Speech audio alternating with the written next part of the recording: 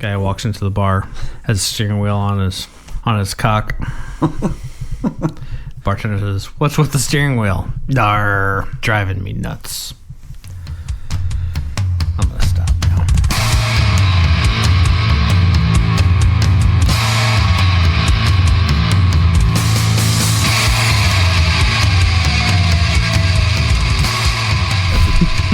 That's a knee slapper. I'm excited for this next one. What do you say we just get into it? Let's do it. Let's get into it.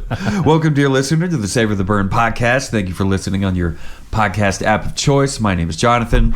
Across the table from me is Mr. W2. He's up. He's wooing.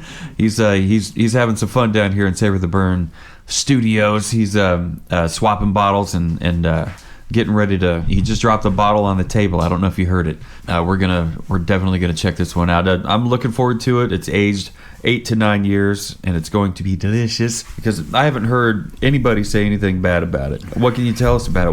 What is this? So, next up on our agenda is Stagg. What's interesting about this is technically Stagg Jr.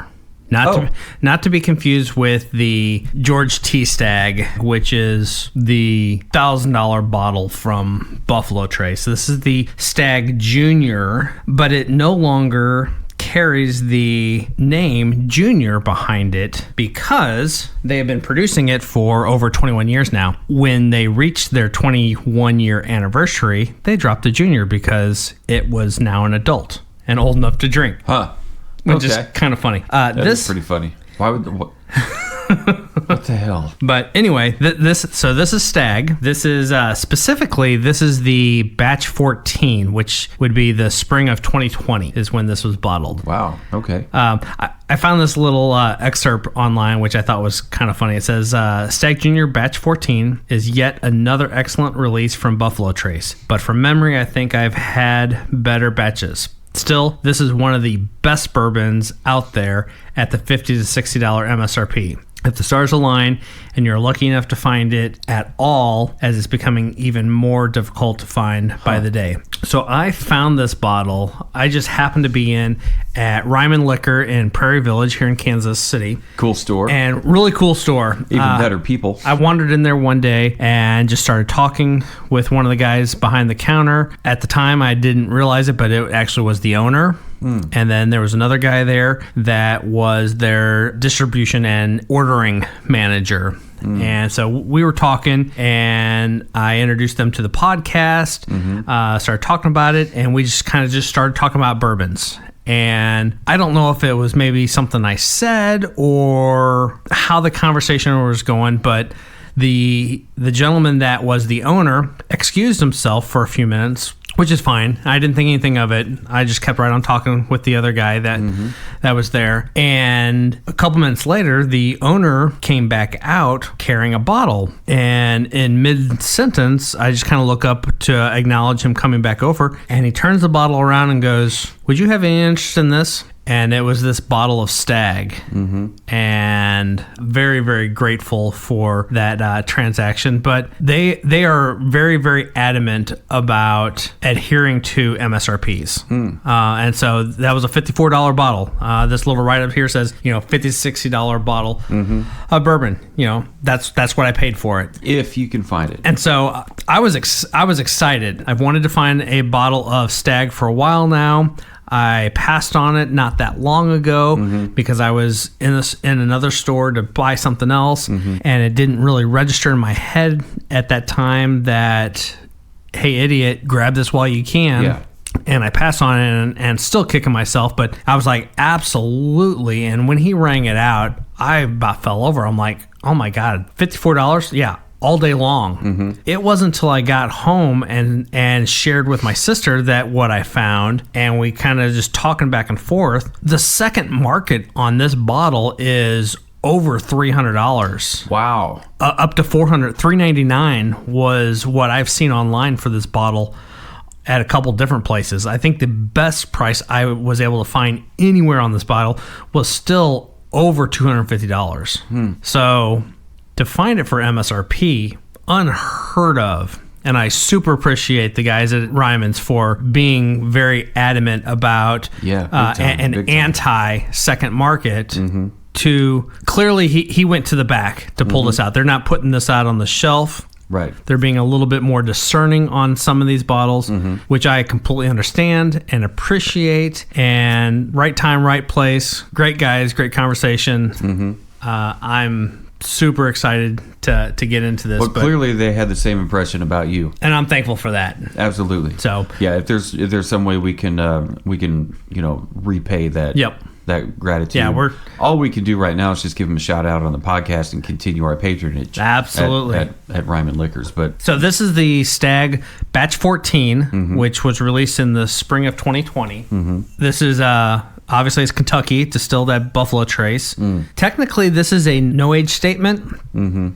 But Buffalo Trace actually says this is an 8 to 9 year on average bourbon. They're just not putting an age statement on there because it's blended. There's some other things that are kind of going into this. To carry on with our high octane adventure, goodness, we're bumping it up to 130.2 proof. And for those that are actually paying attention and are familiar with Stagg, this is the 23A is actually the batch designation on this. So the 21A would have been which I forget, I think it would have been like 2018 maybe. That is when they dropped the junior designation on this. And so if you look on the label here, the Stagg, previous versions of this had a little JR that was found inside the last G of the STAGG.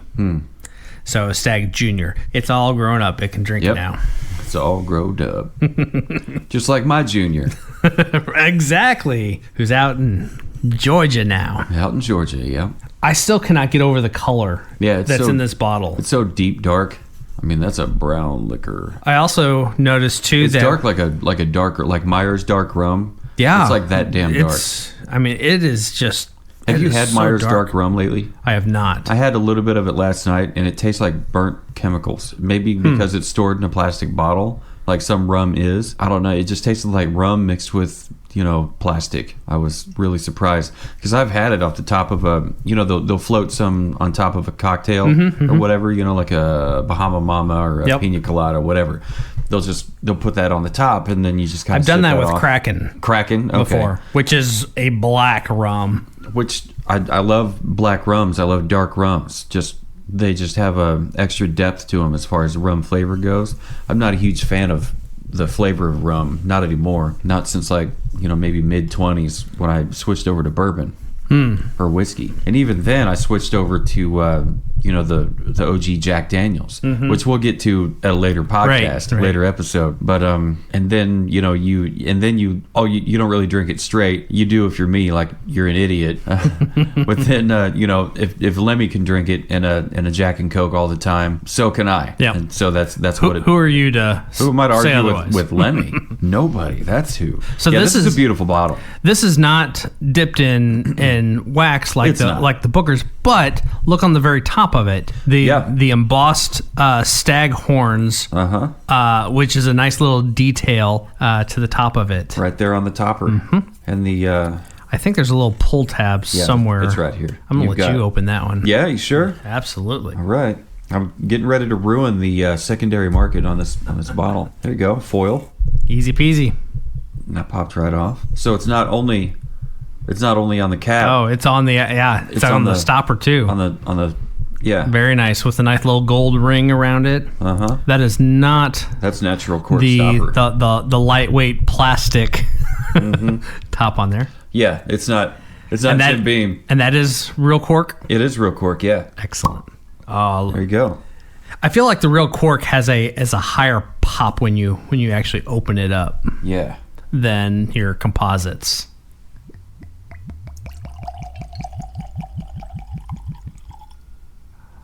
Beautiful. There you go. Thank you, sir. Is that ready for a photo op? Oh my goodness. Don't even have to put your nose down in there. That nose is amazing. That's almost fruity on the nose. Kind of looking forward to hearing what you have to say about it.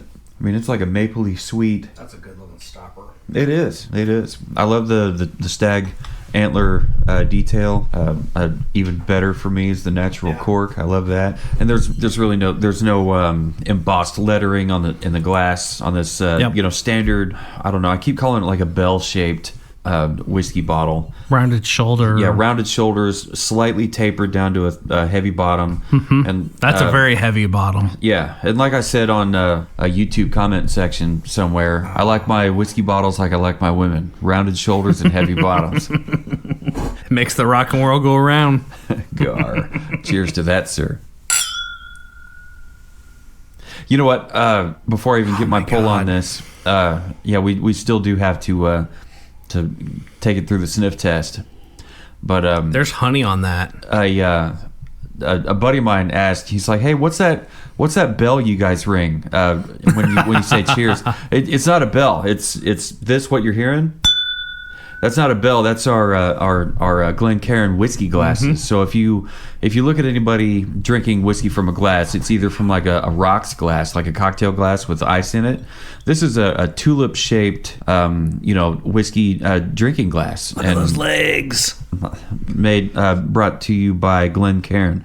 And if you want to see what they look like, or if you're interested in buying some, they're relatively inexpensive. I mean, as far as drink glassware goes. And you can find it at savortheburn.com/shop. Just scroll down and you'll see them right there. There's a little box with two of them in there. Mm-hmm, one for you, one for your favorite or maybe second favorite fellow whiskey drinking enthusiast. There's oak. There's chocolate. There's you're picking up chocolate on the nose. A little bit of honey. Definitely some brown sugar. Mm-hmm. I think vanilla takes a back seat. Yes. And I think like the caramel would take a back seat, but like you said, honey. There's honey on there. Maybe a little maple. Yeah, I was thinking maple. Yeah. Like before you sat down, I was really looking forward to what you might have to say about it. I'm glad you picked up maple. There's a strong maple on that. Now I'm ready to get a pull. Yeah. Let's do this again.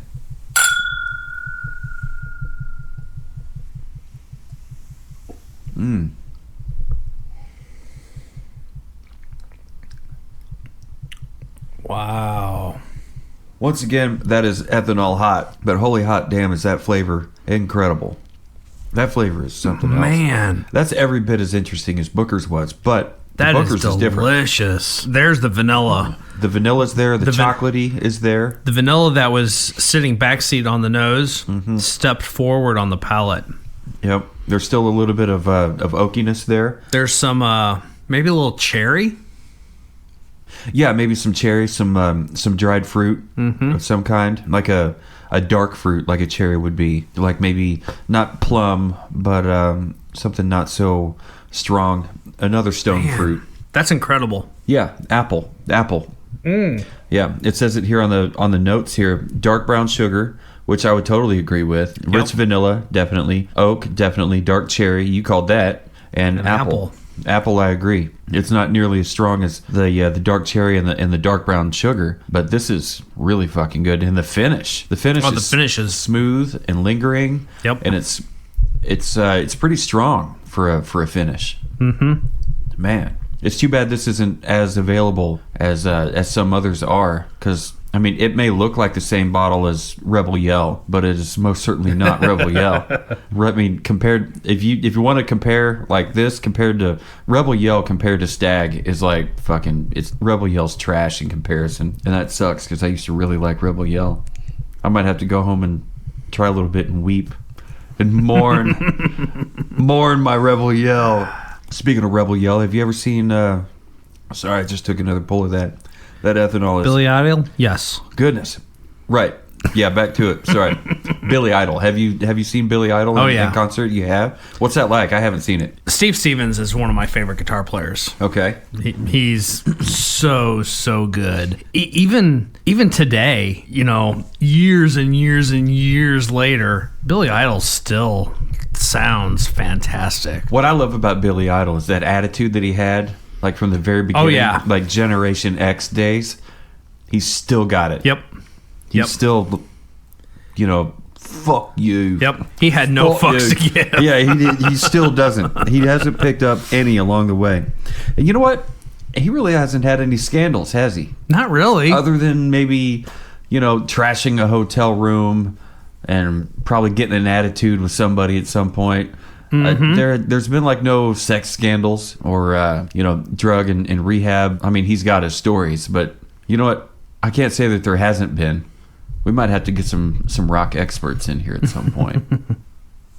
Yeah. Anyway, I'm busy working on my notes here. I remember in 6th grade, the school district I grew up in, there was a handful of the elementary schools that were at or over capacity.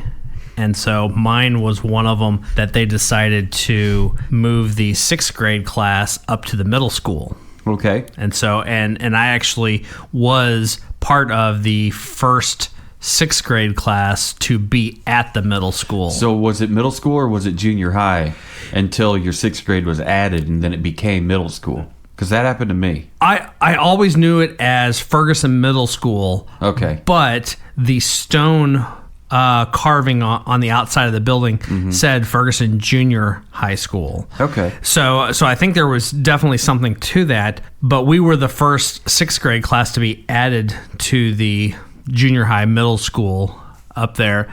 And anyway, so as a result of that, 6th grade was first experience with locker and, changing classes, hallway time, from room to room.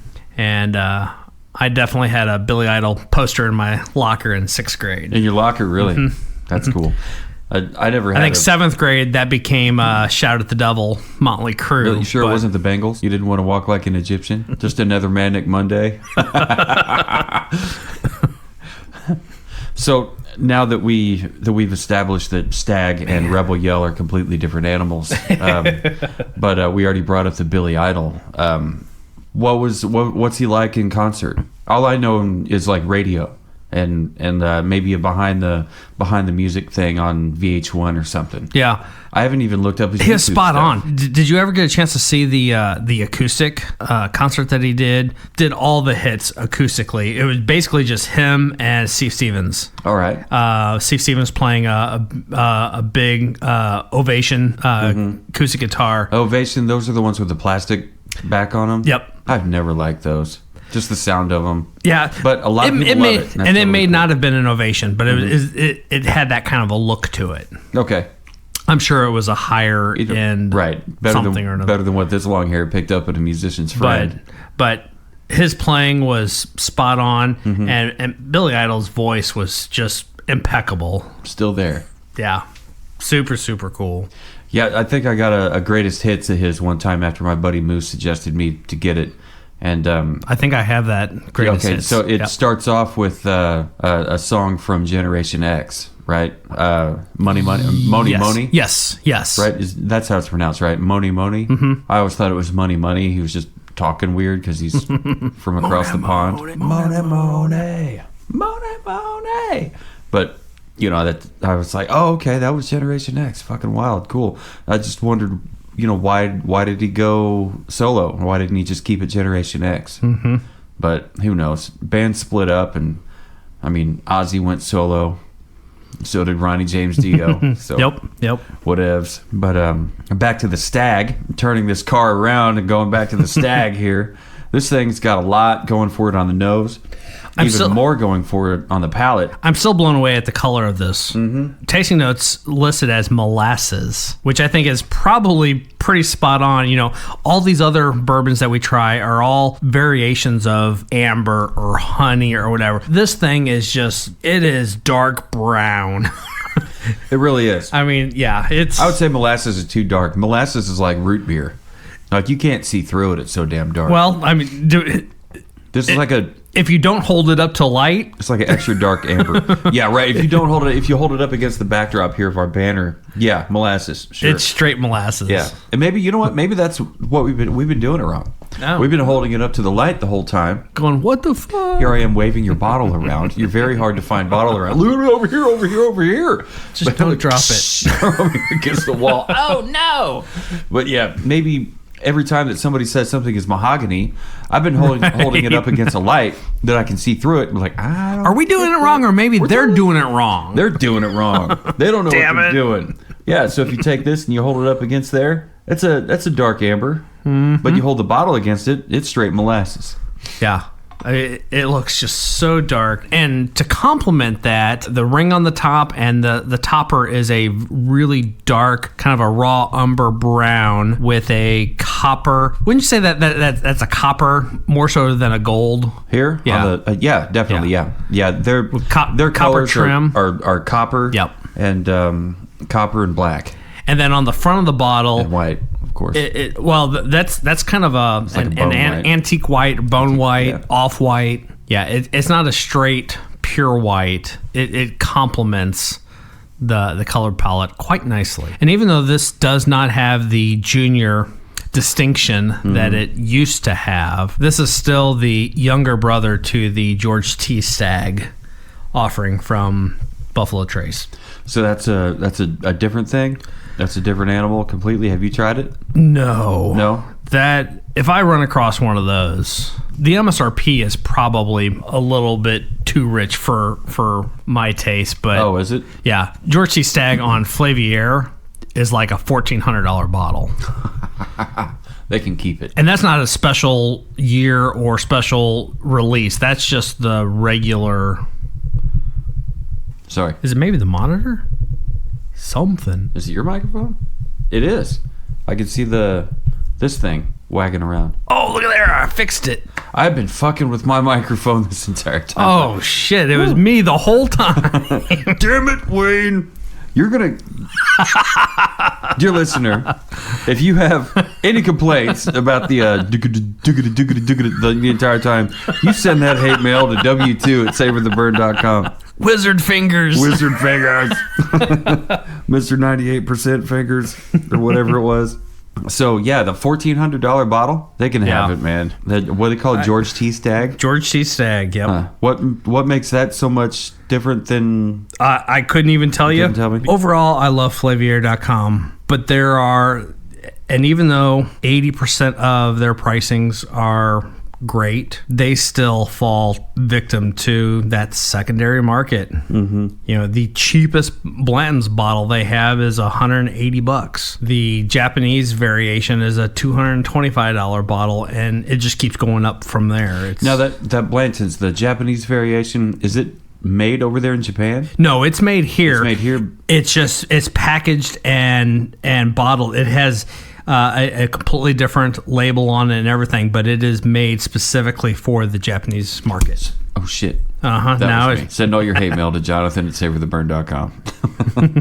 that was me getting all excited with my pen and be like, okay, so that's for Japanese distribution labeling, right? Pretty much. Yes. So it's the same damn thing. It's just in a Japanese label. I guess what I'm getting at is it's not aged in barrels made out of their trees, Japanese trees.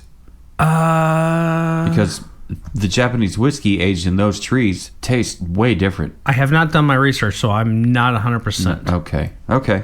Anyway, back to this George C. Stagg. Mm-hmm. Yeah, Flavier they have 3 bottles available. One is sold out. The other 2, one is $1,421. The other one is $1,443. Take your pick. No, I choose to skip that memory.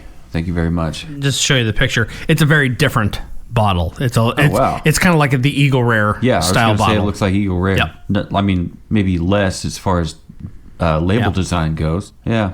But same antlers, exact same antler design. Yeah. This is just the young. This is also, before I say, this particular one is a no age statement. I thought for sure it was like a 17-year. Yeah. I'm not buying a bottle of whiskey. I'm not paying more for a bottle of whiskey than I paid for my first car. Right. I'm just not doing it. Yep. I think my first car was a 1979 El Camino.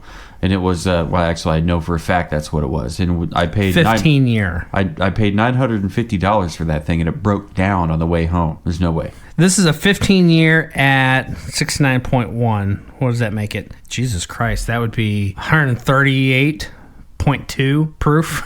That's hot. Boy, howdy.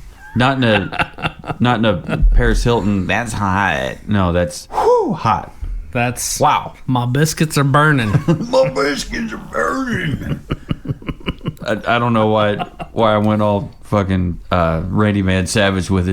My biscuits. Oh yeah. Ooh, it's like the cream of the crop, but it's burning. Snap into a Slim Jim. Burning my biscuits. What do you think of that, Mean Gene? That was weird. He was in the Tobey Maguire Spider-Man. Yes, he was. Yeah, Bonesaw. and he was completely fucking roided out. Bonesaw's ready. That was terrible.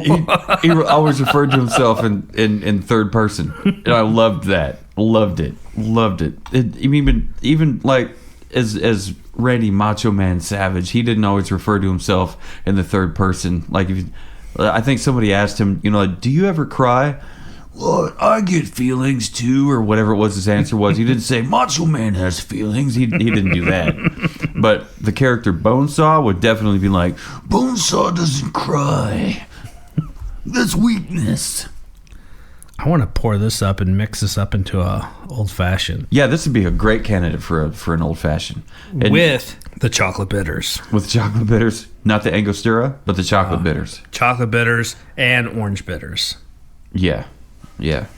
All day. Blood orange. Not the orange, but the blood orange. And of course that barrel-aged cherry. Bada bing.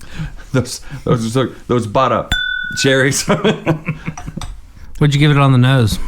I gave it a 4.5. Shut the door. What, is that what you gave it? I gave it a 4.5 also. Wow. That is higher than the last one I gave. I gave a 4 on the last one. I gave a 4.25 on the last one. Now look at us. How about the palate? 4.5. I gave it a 4. Okay. There was nothing wrong with it. If I'm coming at it, giving it a solid 4, there's absolutely nothing wrong with it.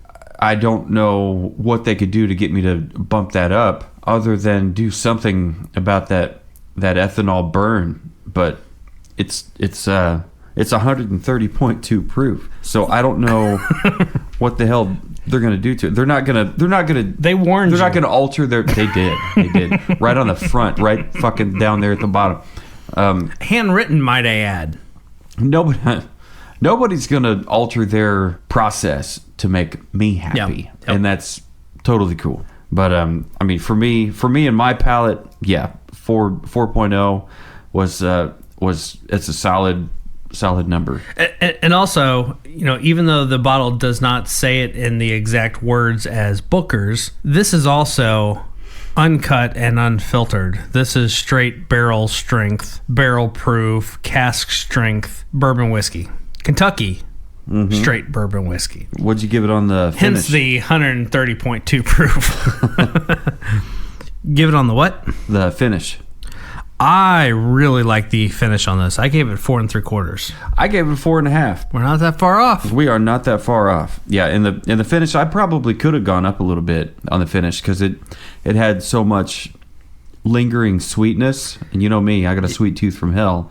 But all those flavors just kept right on going. They did. They carried through that burn, and it made it easier to savor, I think. So maybe I should have bumped that up a little bit. But 4.5 is damn near 5. 4 3/4 is even closer to damn near 5. Is even more damn near 5.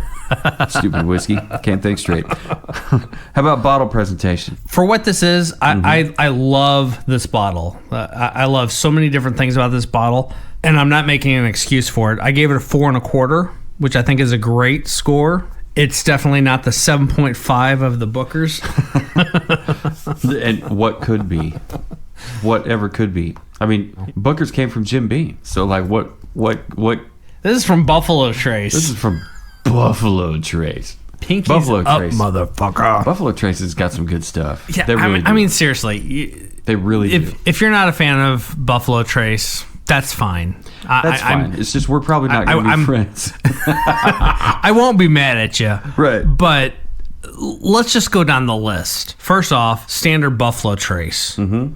I think at the distillery, I paid $25 for a bottle of that. For $25, that is a solid bourbon. Locally, you're going to probably pay 30 or 35. 45. I don't think you'll pay. I have seen it for more than 35, but 30. I've seen it for 45 out in Blue Springs on the way to band practice. 30, 35 is a pretty standard price that I've seen it for. It's getting a lot harder to find now. A couple of years ago, it really wasn't that hard to find. But it's great. It is. But then from there, you've got Eagle Rare, you've got Weller, you've got Blanton's, you've got this Stagg, you've got the George T. Stagg, you've got I doubt we ever even make it to a Pappy's on here. I would love for us to be able to dig into some Pappy's, but Pappy's is a Buffalo Trace product. Pappy's can't argue with Buffalo Trace. It's top rated. It's really hard to find. Yeah, but all your top tier brands are coming out of Buffalo Trace. If you do find it, it's scary high priced. If you're finding Pappy's, the cheap side of Pappy's is $1,000 bottle. Again, I'm not buying it for. I'm not paying more for a bottle of whiskey than I did. My that's first the car. 10 years. So that's 10 year. Let's put this into perspective. The Eagle Rare, which is a 10-year bourbon, the MSRP on that is a $35 bottle. You will be lucky to find that for under $90 locally. Most places are going to go even higher than that. Flavier is actually about $120 on Eagle Rare. That's a $35 bottle. That's a 10-year wonderful. The Eagle Rare? The Eagle Rare 10-year. Okay, yeah. The E.H. Taylor. The E.H. Taylor, I don't remember if there's an age statement on that or not. But still, fantastic bourbon that's... And I didn't mention that before. E.H. Taylor also comes from Buffalo Trace. The MSRP on that is like $40. You're lucky to find that for $160, over $200 for that bottle. Mm-hmm. Pappy's 10-year best price you will find anywhere on that is $980. Best price I've ever seen for it. Once you get into the Pappy's 12, 15, 18, 21, now you're looking at the $3,000, $4,000, $5,000 bottles. I might need a higher paying job, man. Well, I gave it a 3.5. You gave it a 4.25. All right, 3.5 presentation. It was average, but it wasn't so 2.5 Jim Beam White Label average. Yep. It's got a lot more character than that. It is a real cork. It's got real cork. It's not a fucking plastic spin-off cap. Is that a wooden topper on there? I don't think it is. It looked like wood grain from the top. Oh shit, it is. Yeah, I was gonna say it is cross, wood grain. The cross glare that I was seeing, I thought I saw wood grain. Yeah, you're absolutely right. Yep, wooden topper with real cork. With real cork, yeah, it's a great bottle. And I know you can't drink the cork. If you can, you're probably not human, and you're probably not listening to this podcast for any other reason but to take over the planet. So overall rating for me came up to 8.25, 8.25. Okay. Mine landed right at an even 9. Yeah, we're not far off from each other. I don't know. I can't. I drink this every day. This would absolutely be an everyday drinker. It's like 3 times better than the Jim Beam Black. And Jim Beam Black has now taken the place of my everyday I was going to say, I think you said that last time, that's taken the place of your white label. I'm probably sounding like a broken record at this point, honestly, because I've probably told that to everybody. It's just, I mean, the Jim Beam Black is like 3 times better than the Jim Beam White, and this is 3 times better than the Jim Beam Black, in my opinion. That said, this is Buffalo Trace. We're not talking Jim Beam anymore. That was Booker's. That was Jim Beam Flight Day. This is totally different. This is good stuff. With the trip you just went on, you should have made a point. To swing through Frankfurt, Pigeon Forge, and get So next time we go down in that area, we're going to make it a point to do the other things that we didn't get to do. But we did so much stuff. Buffalo Trace is worth the stop. The lines get long. Mm-hmm. You get there a little bit early. You're in line. You'll get one of the allocations. But one, the distillery is a historic landmark. Mm-hmm. So even though they have tours that you can sign up for, talking with Faith and Tim, we learned that Buffalo Trace is not on the Bourbon Trail because Buffalo Trace was like, we're not paying your fee. Mm-hmm. We're going to keep our tours free. People are still going to come. Guess what? They do. In hordes. Aside from their tours, though, you're allowed to just wander the grounds. So you can wander and go in and out of the rick houses, and it's a cool place. They even have a cool playground that little Henry was able to play on. I remember that. Yeah. And he learned how to climb this little rope contraption for the first time to get to the slide so that he could go down there, and just a great experience. Even when we, after we did the gift shop and we got our allocations and all that, we went upstairs, which is where the tasting bars are, which free tastings. They have you basically just get in line, and I think you get they go through like 5 different offerings that they've got, including their root beer. Is that they make a root beer? Their flights, Freddy's.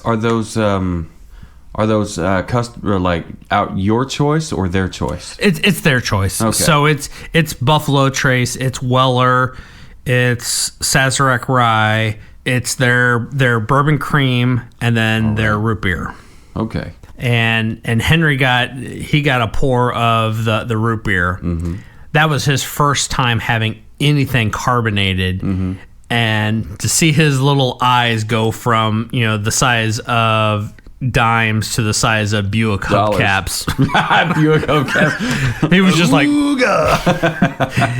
yeah, he enjoyed that a lot. That's cool. We're sitting there, we're trying all the bourbons, and the bar is the old style bar where it has the brass pole footrest at the bottom of it. He just kind of sat down there and he was doing his own thing. I think he had some toys or something, and just kind of just sitting there, hanging out, chilling, being cool.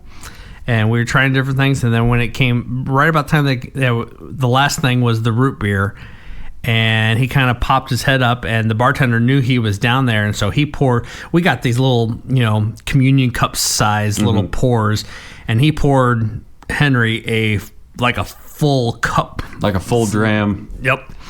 And so he kind of popped up, and we handed that down to him, and he very cautiously sipped on there, and he went, because the carbonation kind of tingled at first, but then all of a sudden those eyes went, and then he just Then from that point on, the world moved in slow motion. He was hooked. Yeah, that sounds like a great fun. They do place make to a go great check out. if you like root beer. Oh yeah, their Freddy's root beer is fantastic. For me, root beer, it's not as a daily drinker as like bourbon it would be. Yeah. I like it enough to take my time with it, and I like it enough to have it sparingly. Yeah. Like that root beer I sent you a picture of it, the Sprecher. Oh yeah. The Sprecher maple root beer mixed with of course that Jim Beam Black that I keep fucking talking about. But a couple dashes of Angostura bitters. And that was a mighty fine fucking cocktail. I'm definitely a fan of root beer, especially if it's off the beaten path root beer. I mean, you can get Sprecher root beer, but it's not as available as like A&W or Barks. IBC was probably my favorites before Sprecher came along. Hy-Vee carries it. Very cool. I wanted to touch base on what people said about the Stagg bourbon. Yeah. And, on that post in the Whiskey Tribe. Nathan says he loves Stagg, and Jimmy says fight me because he's a fan. He's such a fan. Let's see here. Pasco, I think, says, I've always been a Stagg fan and have a handful of bottles, but I picked up my first Jack Daniel's single barrel proof a few weeks ago, and it is amazing. I almost think it might be better than Stagg. Well, in a future episode, we're going to get to that. That sounds like a bold statement. That is a bold statement. I think we're going to fuck around and find out, motherfuckers. And then over in the Whiskey Guild, Mark says it's great. Stagg is great. Clint calls it a banger. Adam says it's excellent. Let's see. Timothy seems to think it's a pretty solid. And Nick says he would take Stagg over the Jack Daniel's barrel proof or the Booker's. And Brad says he loves it. He's a huge Booker's fanboy, but he does love it. This is a pretty exceptional Kentucky straight bourbon whiskey. Do you have any final thoughts? I like it. Why are those always your final thoughts? Yes, please. Yes, please. One more. My final thoughts. I was trying to jot them all down here, and maybe it's a habit that we got into early on. Maybe my inner Jerry Springer's coming out. But my final monologue, my assessment of the whole thing. It says, coming in at 130 proof, this Stagg bourbon won't take all your breath away, but you will find an explosion of taste and complexity. This Kentucky straight bourbon whiskey will not disappoint. Grab a bottle if you can find it, and try it for yourself or with your friends and family at your next gathering. The end. This is beautiful. This is an exceptional bourbon. Yep. I bet we ought to have Mitch try it at some point. I bet he'd love it. Oh, man. Yeah. I mean, absolutely. He loves Devil's River as much as I love Jim Beam black. Yeah. You know what they say. Once you go black, you need a wheelchair. But this blows that out of the water. If this was readily available anywhere, everywhere, all the time at MSRP, yeah, this is Daily Drinker. It'd be a no-brainer. Without even questioning. Because I could see this mixing well with, like you said, an old fashioned, or with a Manhattan. Oh my God, maybe a Manhattan, even a highball. I don't see how you could go wrong using this for anything. I'm just thinking about this ginger beer and a little Reeds. Angosero. You know what? When I was down at West Bottoms recently to pick up their single malt and their blended single malt, I got talking with Cassandra and talking about, this was actually like the week before our West Bottom episodes came out, and I don't remember the guy's name, but there was a guy down there that does a lot of their cocktails. Yeah, he's the main guy right there at the bar. He's got kind of blonde hair. Yes. Like the smoothest fucking skin you've ever seen on a dude in your life. So I was specifically talking about you gotta watch your girlfriend around him. This dude's good looking. He's what did your sister call Pretty Boy or whatever it was? Pretty Steve or whatever? Yes. That's this kid.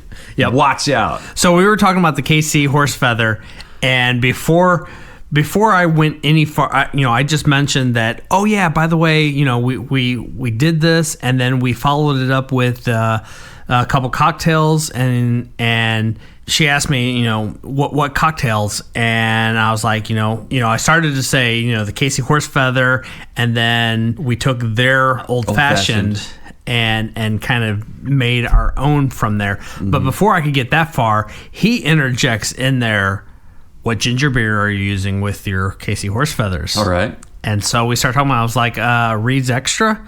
And he's like, I'm not sure if I've tried that one. And I was like, really?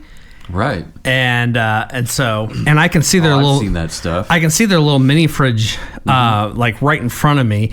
And the whole bottom shelf on there is these little Bundaberg bottles of ginger beer. And I have not made one with them yet, but I have a 6-pack in my fridge upstairs. Do you have the Reeds also? Not currently, because Ivy's been out of the Reeds, but they have this for days.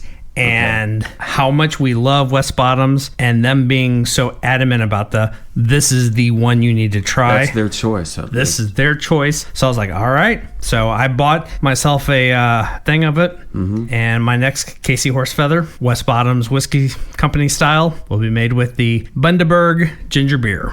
Yeah, I mean, if that's their suggestion, then it's got to be good. It's a cool. Their cocktail, the two I think that I've had multiple times, are great. I might go in there next time. I go in there, I'm going to get something I haven't had, because I hate going to the same place every time and getting the same thing every time. We've done Horsefeathers a couple times here, so you know how I make it. You know how you make it. Next time we go down there, there we go. Yeah. We should do a Horsefeather. Yeah, I don't know if they use lemon. I don't know if they use lime. I'm positive they use lemon, and lemon. it makes it really close to a mule. Yeah, but I like lime better than lemon. But I still love lemon. Fair. I love lemon, so I'm fucking stoked. I definitely want to try it out. Like if I want to make a KC Horsefeather, Australian, family owned. What's the name of it? Bundaberg, Australian for ginger beer. That's the best Australia you're going to get out of me, probably for the entirety of 2023. So we've talked about just about everything except for the Stagg while we were trying the Stagg, which I don't know. Is it disrespectful to the Stagg? I don't know. I hope it's not, because this is disrespect to the Stagg. Absolutely, no disrespect intended, because this Stagg Kentucky straight bourbon whiskey is far and above average. I mean, if you're going to pay, if you can find it anyway at MSRP, right. good fucking luck. If you can find it at, what was it, 54? It's not written down here. Like yes, 55, 54. something like that. 54. Retail. If you can, grab it, and maybe two of them if you can, because you're not going to find it, because second market is at least 200, maybe 300. Yep, most second markets are 300 plus. Absolutely insane. But if you've heard the hype, and Stagg only releases twice a year. Only twice a year. They do two not batches 4 times a year. like Booker's from the last Right. episode. Yep. Okay. Well, I guess They do a spring and they do a fall, which is really good. That's probably why it is hard to find. it's really good. Really good.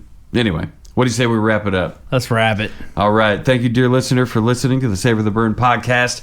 Once again, my name is Jonathan. Across the table from me is Mr. W2. Yo. Send us a message, info at savortheburn.com. Send me a message, Jonathan at savortheburn.com. Send a message at w2 at savortheburn.com. And no matter who you are, where you are, what you're doing, what you're drinking, always remember, Keep on burning.